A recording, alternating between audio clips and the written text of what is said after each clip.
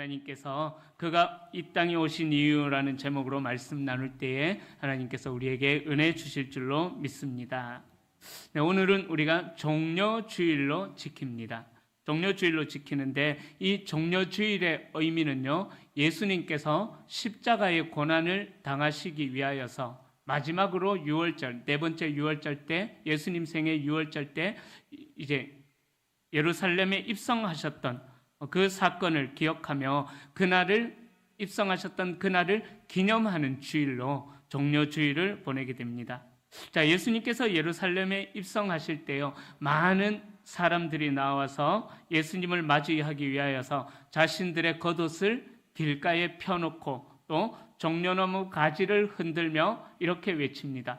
호산나 다윗의 자손이여, 호산나 다윗의 자손이여. 그렇게 우리를 구원하소서라는 의미로 그렇게 예수님의 오심을 환영하며 찬양하는 그런 것이 종려주일의 유래입니다. 자, 그렇게 예수님께서는 예루살렘에 입성하시기 전에 오늘 본문에 보면은 제자들에게 나귀와 나귀 새끼를 가서 끌고 오도록 명령을 하시면서 입성을 준비하십니다. 그런데 이 예루살렘 입성 사건은 사복음서에 모두 나와 있는데 다른 세 복음서에는 나귀와 나귀 새끼를 이야기하지 않아요. 나귀 새끼만 단수로 그렇게 언급하는데 이 마태는 나귀도 같이 나귀와 나귀 새끼를 복수로 그렇게 같이 언급합니다.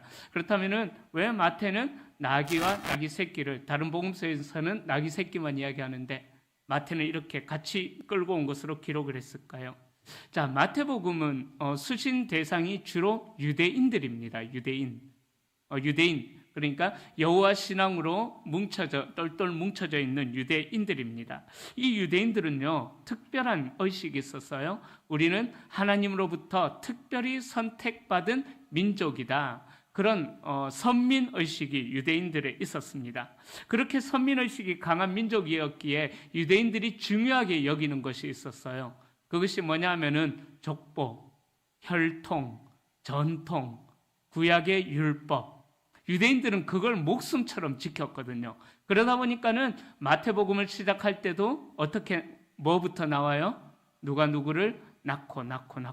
그러니까 우리의 구원자로 오신 예수 그리스도가 누구의 혈통인가?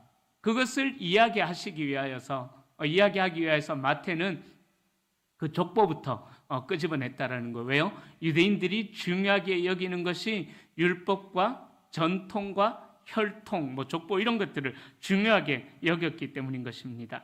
그렇게 마태는 구약을 중요하게 생각하고 있었기에 예수님께서 감당하셨던 그 많은 사역들의 부분들을 구약의 예언의 성취다라고 그렇게 이야기를 합니다. 그래서 오늘 본문의 나귀를 타고 예루살렘에 입성하신 사건도 바로 구약에 나오는 스가랴와 이사야 선지자의 예언을 이루기 위함이다라고 설명합니다. 자, 마태가 인용한 이 구약의 예언은요, 바로 스가랴 9장에서 가져온 내용이에요. 나귀를 타고 입성할 것이다라는 스가랴 9장에서 나온 내용이지만은, 그러나 구원자의 오심을 약속하고 있는 이 예언은요, 바로 이사야 62장 11절에서 예언이 되어졌던 것입니다. 자, 그렇게 이제 마태는 구약의 율법과 어떤 하나님의 말씀을 중요하게 생각했었기 때문에 이 마태는 구약의 예언들을 가지고 구약의 예언이 이루어졌다라고 이야기하면서 예수님께서 나귀를 타고 예루살렘에 입성하셨다라고 그렇게 말씀하고 있습니다. 자, 구약의 예언을 성취하기 위해서 예수님이 나귀를 타고 오셨는데 여기에는 예수님께서 나귀를 타신 데에는 특별한 의미가 있습니다. 보통 이제 개선 장군, 어떤 이런 승리를 상징하는 그런 장군들이 입장할 때는 나귀를 타고 오지 않아요. 바로 아주 멋진 그런 말들을 타고 옵니다. 이단의 사이비 교주들이 보면은 말을 타는 이유가 있어요. 예. 백마 타고 백마 타고 그렇게 나타나잖아요. 그죠? 백마를 타는 이유가 있습니다. 바로 자기가 승리를 이룬 왕이다. 하여튼 그런 것을 상징하면서 꼭 말 타고 그렇게 등장하는데, 보통 이제 로마에서도 개선 장군이나 왕은 멋진 말을 타고 등장하지만은, 그러나 우리 예수님께서는 그렇게 입장하지 않으셨다라는 것입니다. 평화의 성인 예루살렘에 평화의 왕으로 오신 예수님께서는 새끼 나귀를 타고 입성하셨다라는 거예요. 자, 이 예루살렘이라는 말은요, 히브리어로 두 개의 단어로 구성이 되어져 있습니다. 예루라는 단어와 살렘이라는 단어로 구성이 되어져 있는데, 이 예루라는 단어는 히브리어로 기초, 건축된 어떤 것, 이런 의미가 예루라는 단어에 있습니다. 또 그리고 살렘이라는 말은 여러분들 많이 인사하실 때 많이 사용하시죠. 샬롬, 샬롬. 예. 그 예루살렘의 살렘이 샬롬이라는 뜻, 평화, 라는 평화, 평안, 그런 뜻이 있습니다. 자, 그러니까 이 예루살렘이라는 말에는 어떤 뜻이 있냐면은 평화의 도시, 평화의 도성, 그런 뜻이 예루살렘이라는 말에 있습니다. 자, 그러니까 평화의 왕으로 오신 예수님께서 예루살렘 평화의 도시로 입성하시면서 새끼 나귀를 타고 오신 것은 특별한 의미가 있다라는 것입니다. 그러기에 나귀를 타시고 평화의 도시인 예루살렘으로 입성하신 예수님은 어떤 로마처럼 압제하거나 폭력적이거나 군사적으로 예루살렘에 입성하신 것이 아니라는 거예요. 이 땅에 하나님의 평화, 인간의 죄로 인하여서 하나님과의 관계가 끊어졌는데, 그 끊어진 관계에 하나님과 인간들 사이에 화목케 하시기 위하여서 나귀를 타시고 오신 그런 입성하신 예수님이라는 것입니다. 자기 백성을 섬기시고 죄에서 구원하시는 그런 겸손한 왕으로 예수님께서 나귀를 타시고 예루살렘에 입성하셨다라는 것입니다. 여러분, 세상의 정부가 어떻습니까? 세계 역사를 보면은 힘과 폭력과 권위와 압제로 세상을 정복합니다. 그러나 우리 예수님께서는 그런 힘과 폭력으로 세상을 다스리는 것이 아니라 사랑의 원리, 평화의 원리, 화목케 하는 그 원리로 우리 주님께서는 이 세상을 다스리기를 원하셨다라는 것입니다. 그래서 우리 주님께서는 평화를 회복하기 위하여서, 평화를 잃어버린 평화의 도시에서 평화를 회복하기 위하여서 나귀를 타시고 예루살렘에 입성하셨다라는 것, 낮아진 모습으로, 개선 장군의 모습이 아니라 낮아진 모습으로 나귀를 타고 입성하셨다라는 거예요. 여러분, 이 예수님의 모습을 볼 때에 우리는 이 땅의 평화가 사라진 이 땅에서 바로 우리의 죄악을 해결하고 평화를 다시 회복할 수 있는 비결이 있다라는 것입니다. 바로 평화의 왕이신 예수님께서 직접 모범을 보여주신 것입니다. 여러분, 우리가 어떻게 관계 속에서 또 우리가 함께하는 생활 속에서 평화를 유지하고 화평을 만들어 갈 수가 있겠습니까? 그 방법은 바로 내가 낮아지는 것입니다. 내가 우리 예수님처럼 낮아지고 겸손한 모습으로 다른 사람들을 나보다 더 낮게 대할 때에 우리는 우리 안에 이어지는 관계 속에서 평화와 화평의 관계를 만들어 갈 수가 있다라는 것입니다. 바로 예수님께서 그렇게 모범을 보여주셨다라는 거예요. 평화의 왕이신 예수님께서 자신을 낮추시고 겸손을 강조하신 것처럼 예수 그리스도의 섬김과 희생, 그 낮아짐의 모습을 본받으며 살아갈 때에 우리 공동체 안에 평화가 임하게 된다라는 것입니다. 언더우드 선교사님이 계셨어요. 언더우드 선교사님은 우리 대한민국의 선교 역사에서 빼놓을 수가 없는 분이십니다. 선교사님이 열심히 한국말을 공부해서 어느 정도 의사소통이 가능해지게 되었습니다. 그래서 이 언더우드 선교사님이 전도하러 다니시는 동안 이제 한국 사람처럼 한복을 입고 한국 사람처럼 말을 하고 먹는 것도 한국 사람처럼 드시고, 자, 그렇게 이제 하는 중에 어느 날 전도하는 길에 이제 어떤 주막에서 이제 국밥을 드시고 계셨습니다. 자, 그 선교사님이 국밥을 드시고 있으니까는 그 마을에 이상하게 생긴 외국 사람이 와서 한국 음식을 먹고 있으니까 구경이 난 거예요. 마치 동물원 원숭이를 쳐다보는 것처럼 온 마을 사람들이 몰라서 어머 저 봐라 하면서 구경하고 있는데 그 중에 한 버릇 없는 청년이 선교사님을 보고 이렇게 이야기를 합니다. 그것이 밥을 먹을 줄 아네? 그렇게 이야기를 해요. 그것이 그 선교사님을 향하여서 야 그것이 밥을 먹을 줄 아네? 이렇게 이야기합니다. 자, 그러니까 선교사님이 밥을 먹다가 웃으면서 이렇게 대꾸합니다. 예, 국도 먹을 줄 압니다. 그렇게 대꾸해요. 자, 그러자 청년이 깜짝 놀란 거예요. 한국말을 하니까. 그러니까 이 청년이 또 이렇게 이야기해요. 야, 이것 봐라. 그것이 말도 할 줄도 아네? 그렇게 이야기를 했다라고 합니다. 노영수 선교사님은 여전히 미소를 잃지 않고 예, 한국말도 쓸 줄 압니다. 글도 쓸 줄 압니다라고 그렇게 이야기를 했다고 합니다. 예나 지금이나 사람을 향해서 그것이라고 표현하는 것 정말 자존심 상하는 일이잖아요, 그죠? 그런데 선교사님은 어떻습니까? 그것이 뭐 밥도 먹을 줄 알고, 그것이 뭐 국도 먹을 줄 알고, 그것이 말도 할 줄 알고, 그것이 글도 쓸 줄 안다. 그러니까는 하여튼 그렇게 이제 겸손함을 보이셨다라는 것이죠. 그래서 그의 겸손함 때문에 그 청년이 예수 그리스도를 믿게 되었다라고 한국 기독교 역사에 기록이 되어져 있습니다.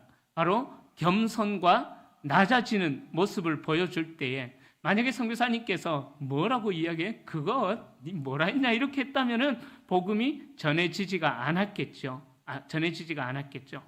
겸손이 그 사람을 대함으로 인해서 복음이 전해졌다라는 것입니다.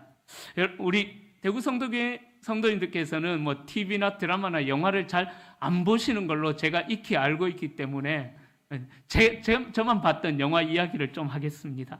영화배우 최민식 씨가 영화 제목은 기억이 안 나는데 영화에서 이런 연기를 했어요. 경찰서에 붙잡혀 간 거예요. 세관을 담당하는 공무원이었었는데 이제 경찰서에 붙잡혀 갔습니다. 그런데 그 경찰서에 붙잡혀 가지고 가서 자기가 어떤 사람이었는지를 강조하는 그런 대사가 있었습니다. 경찰과 이야기하면서 이런 대사를 해요.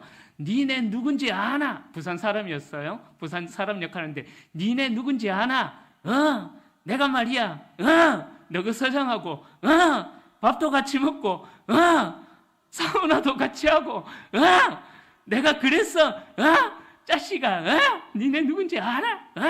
하면서 이런 대사 많이 들어보셨죠? 그죠? 말만 하면 니네 누군지 아나? 하시는 그런 분들이 제가 어릴 때 어른들이 있었던 기억이 납니다. 그런데 영화에서만 나오는 이야기를 제가 실제로 경험을 했습니다.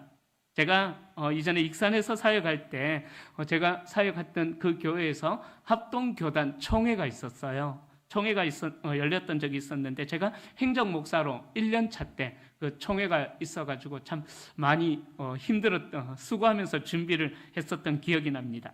자, 그래서 행정목사로 있다 보니까는 그 총회가 진행되어지는 중에 어떤 한 목사님께서 행정실로 오셔가지고 뭔가 요청을 하는 거예요. 하시는데 근데 그 요청을 들어보니까 이게 총회 규정상 제가 들어드릴 수 없는 그런 요청을 하시는 거예요. 그래서 죄송합니다. 제가 아주 정중하게 죄송합니다. 그것은 규정상 제가 어떻게 도와드릴 수가 없습니다. 죄송합니다. 라고 그러니까는 대부분의 그분이 다짜고짜 화를 내시면서 이렇게 이야기하시는 거예요. 너는 니 몇 살이야? 총신 몇 기야? 이 자식이 어쩌고 저쩌고 하면서 깜짝 놀랐습니다. 갑자기 막 다짜고짜 하면서 그렇게 이야기하시는데 그래서 제가 참 분하더라고요. 제가 너무 분해가지고 그분이 어느 교회 목사님인가 제가 찾아보려고 총대 명단을 쭉 봤었는데 사진을 보니까 다 8대 2가르마 똑같이 그 총대로 오셨던 목사님이 다 똑같이 생기셔가지고 구분을 못 하겠더라고요. 참 그분 때문에 참 마음이 분했던 기억이 납니다. 여러분, 예수님을 따른다고 하는 우리의 모습들 중에서도 그런 모습들이 있다라는 거예요. 니네 누군지 아나? 뭐라고요? 그죠? 그런 모습들이 있다라는 거예요. 내가 누군데? 내가 어느 교회 목사야? 네 몇 살이야? 이런 거, 그죠? 그러면서 자기를 과시하려는 그런 모습들, 우리 안에 없는지 살펴봐야만 합니다. 예수님께서 보여주셨던 삶과 반대되는 삶을 살아가면서 우리가 예수님을 따라간다라고 이야기할 수는 없는 것이죠. 우리가 예수님을 따라가는 자들이라면은 예수님이 걸어가셨던, 또 예수님이 살아가셨던, 예수님이 말씀하셨던 그 말씀과 삶에서 조금이라도 그 삶을 흉내내려고 해야 된다라는 것입니다.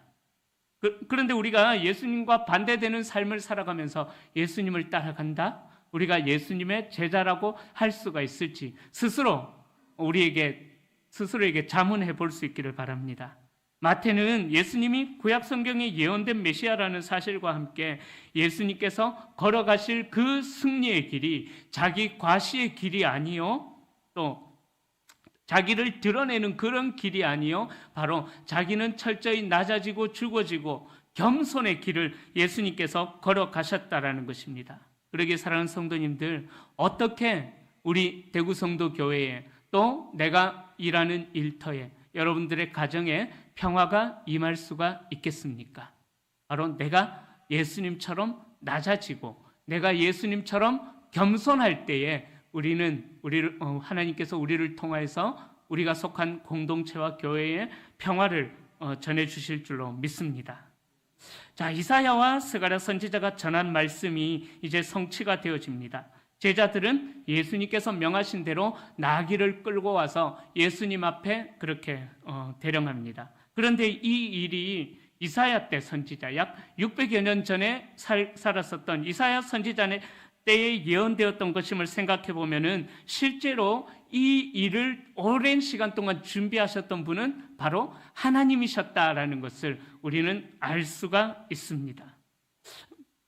그러기에 세상의 통치자들은 힘과 폭력의 원리로 세상을 통치하지만은 우리 주님께서는 스가랴와 이사야 선지자가 예언한 대로 바로 낮아짐과 겸손함으로 그렇게 예수님은 이 땅에 예루살렘에 입성하셨다라는 것입니다. 바로 평화의 도성이라는 뜻을 가진 예루살렘에 도무지 평화를 찾아볼 수가 없으니까 예수님께서 예루살렘에 첫 등장하시는 모습이 그렇게 겸손하게 나귀를 타고 입성하셨다라는 것입니다. 사랑하는 성도님들, 우리가 하나님의 뜻을 잊지 않기를 소망합니다. 자기 아들을 아끼지 않으실 정도로 하나님께서는 우리의 죄를 안타깝게 여기시고 또 우리에게 하나님의 평화를 전해주기를 원하시는 하나님이시라는 사실을 우리가 기억하시기를 소망합니다. 그러기에 그 하나님의 뜻을 따라서 우리가 서로 시기하고 질투하고 미워하고 반목하는 것이 아니라 우리 안에 예수님의 평화, 하나님께서 주시는 하늘 평화가 우리 대구 성도 공동체 안에 날마다 넘쳐나는 그런 성도님 교회가 되기를 소망합니다. 또 그런 교회를 만들어 가시는 우리 성도님들이 되시기를 축원합니다. 내가 누군데 이제는 더 이상 그렇게 하지 마시고요. 자, 예수님이 예루살렘 성에 들어가시니까 많은 사람들은 자기들의 겉옷을 나귀 위에 얹고 그 위에 예수님께서 앉게 했습니다. 그리고 또 다른 사람은 겉옷을 카펫처럼 펼쳐놓고 예수님 가시는 길에 사뿐히 고일지려 밟고 꼬였습니다. 그죠? 사뿐히 지려 밟고 가시 없어서, 제가 적어놨는데 가시는 펼쳐놓고 가시는 걸음마다 사뿐히 지려 밟고 가시 없어서 예수님께서 그렇게 이제 하죠. 자, 팔레스타인의 문화에서요, 카페트를 깐다라는 그것은 어떤 아주 높은 분이 도착했을 때에 카페트를 깔아놓는 그런 문화가 있습니다.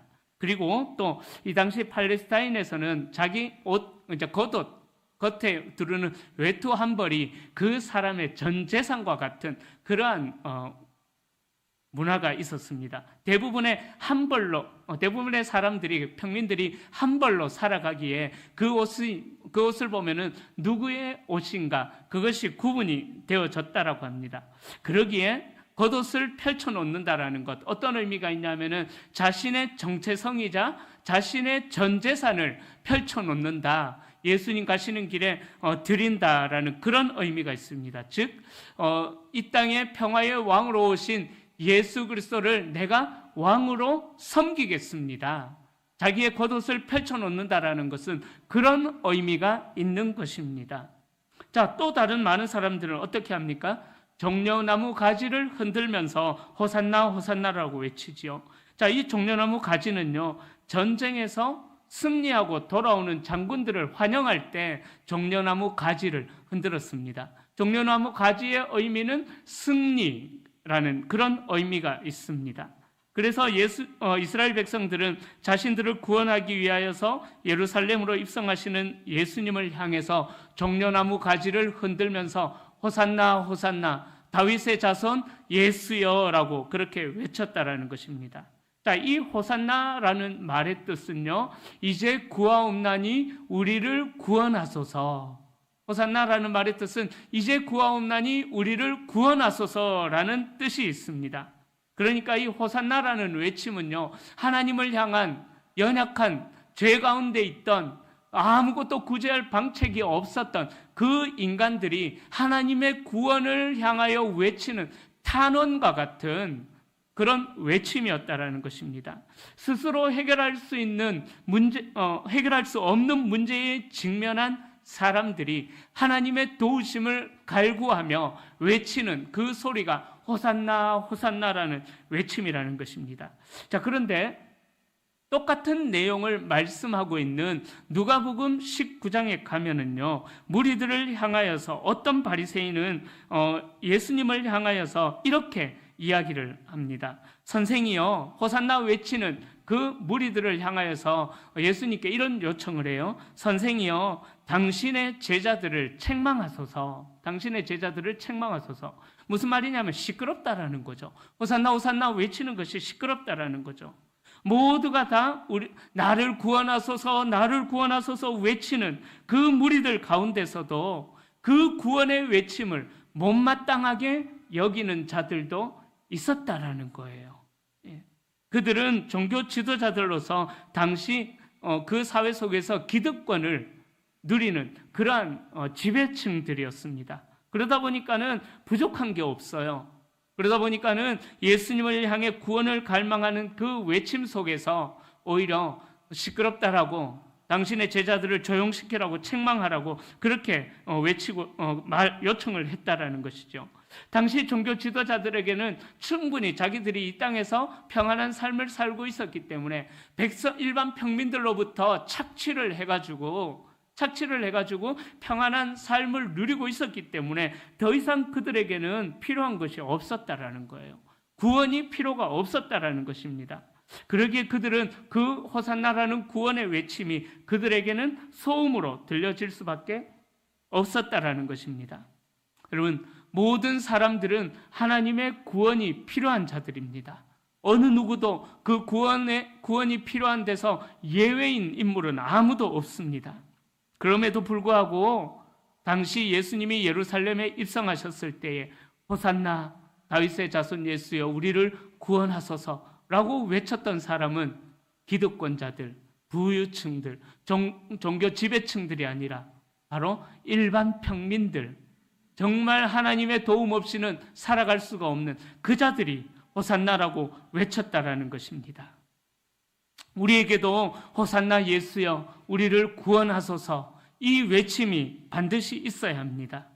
평화의 왕이신 예수님의 십자가의 보혈만이 우리를 구원하기 때문에 우리에게서도 호산나 다윗의 자손 예수여 우리를 구원하소서라는 외침이 필요하다라는 것입니다.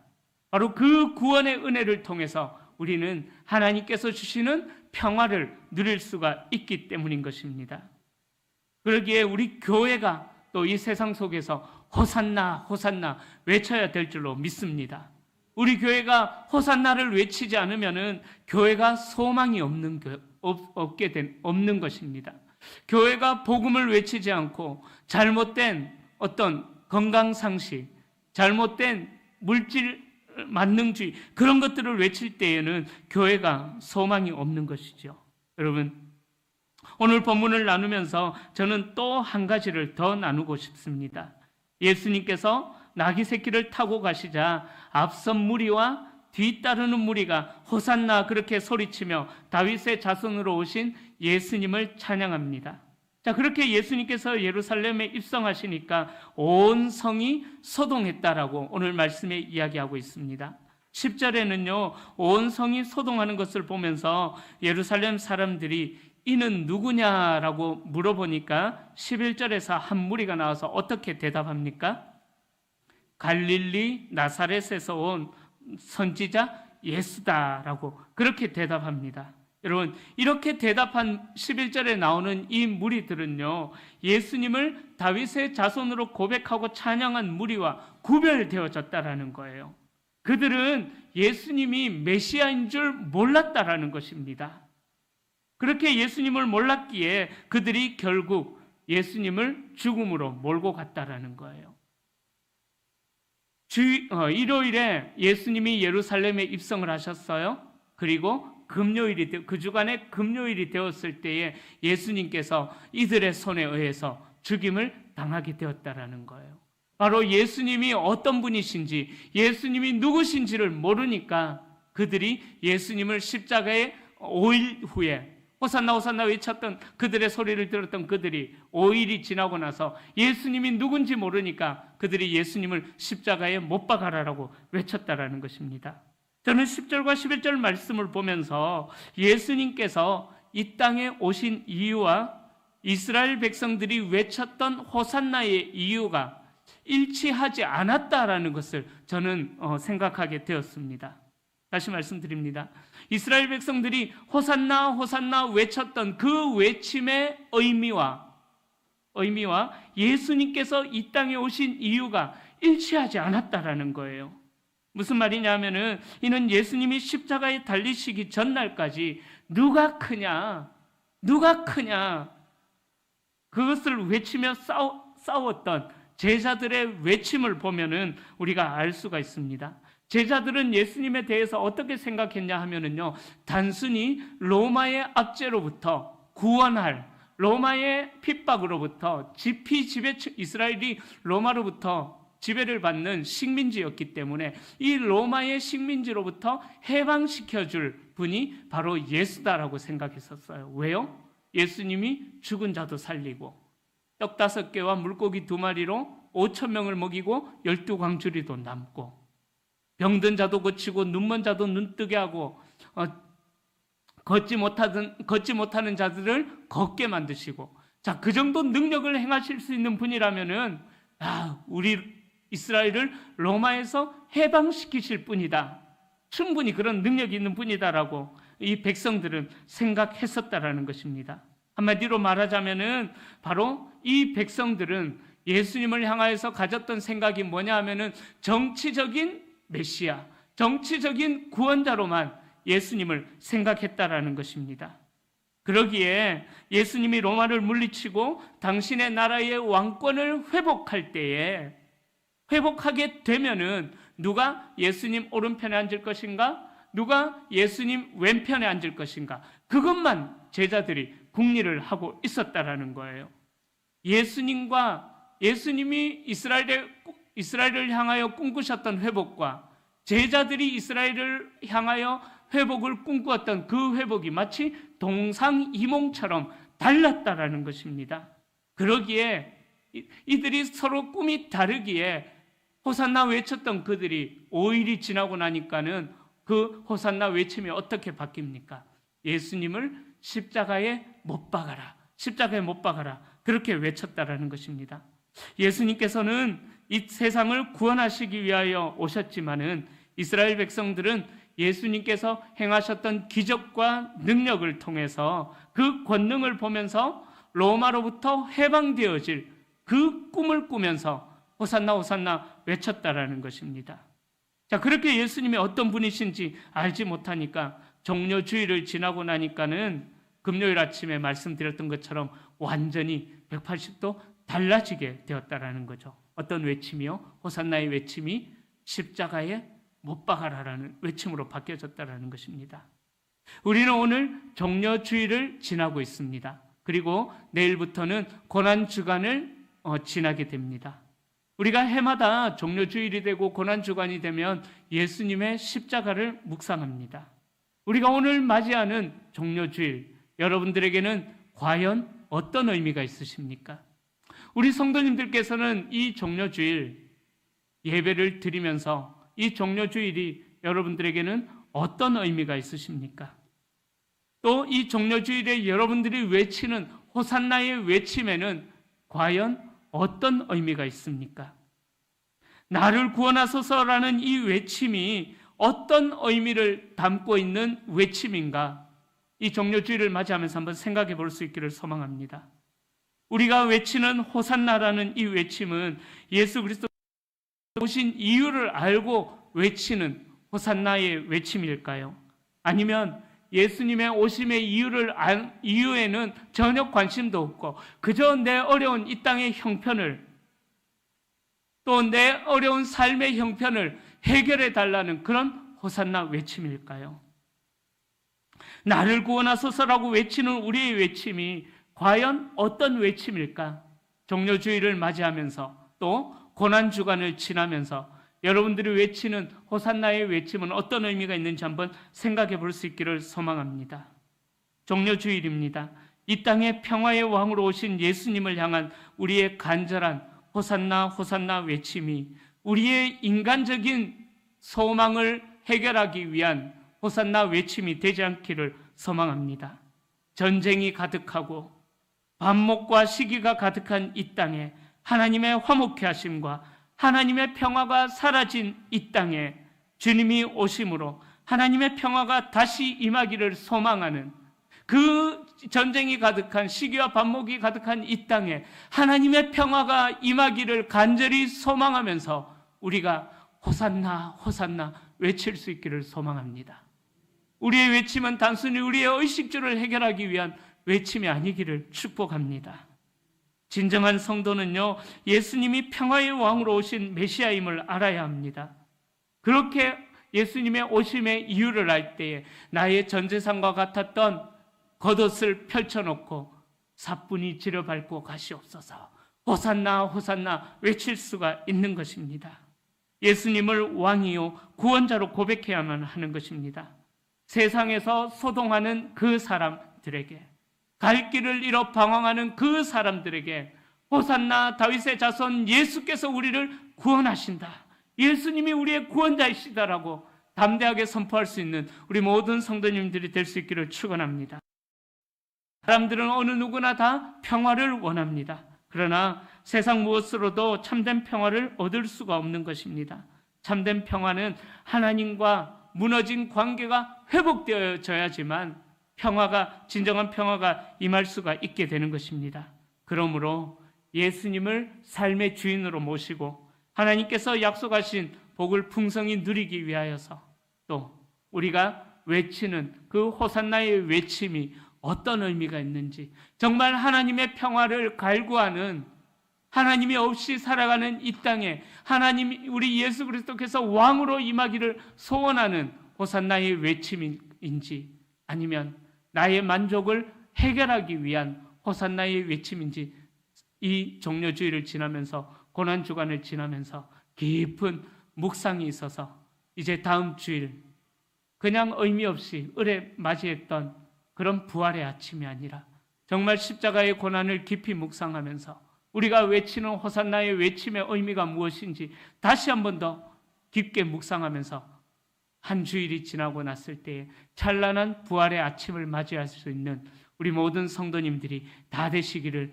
예수님의 이름으로 간절히 축원합니다.